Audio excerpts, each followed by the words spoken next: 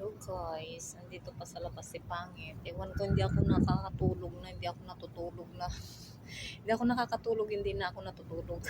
Umaga na dito guys. Mag 6 a.m. na. Siguro okay na yung isang oras na tulog ko dun sa room ko kanina. Kasi hindi kasi ako makatulog kasi masakit itong kamay ko guys. Masakit pa itong ulo ko.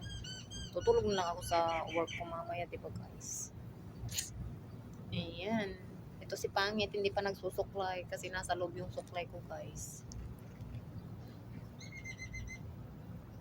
Ayan.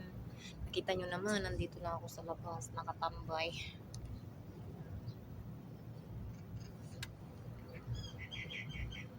Ito lang naman si Pangit, guys. Please follow me. Aro! Follow nyo na ako, legit to. Bahala kayo dyan.